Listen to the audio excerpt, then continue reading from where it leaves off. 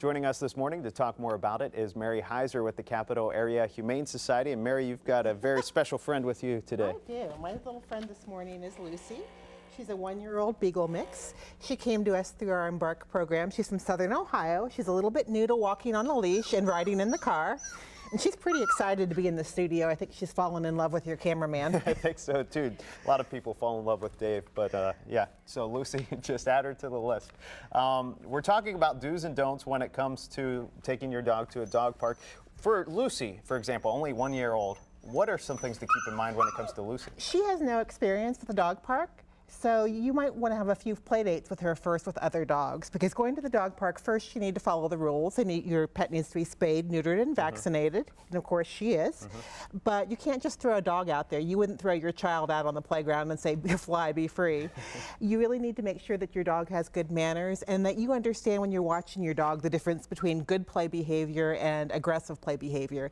There ought to be a give and take. When you watch dogs playing off leash, it's really beautiful to see. But you really need to pay attention. You can't be on your cell phone or talking to your friends. You need to be paying attention to your dog. What are some of the key items that we need to take with us to a dog park? A poop bag, number one, because everyone needs to clean up after themselves.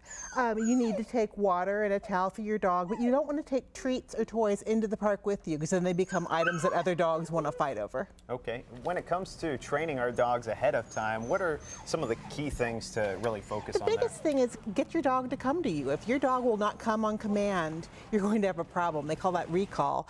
You need to be able to have your dog come when you ask it to, if it's going to be playing off leash. And you can't take your dog to the dog park and have it on leash. That's just not a good idea. She wants to go to the dog park. I think she's barking at the picture in the back wall.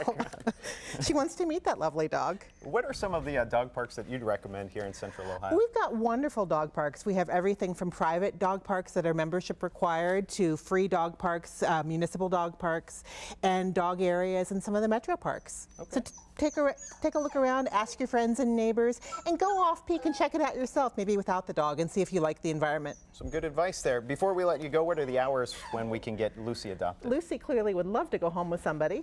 Today between 12 and 5, and tomorrow between 12 and 5. All right, Mary, thanks for joining us. Lucy, you'll find a home soon enough.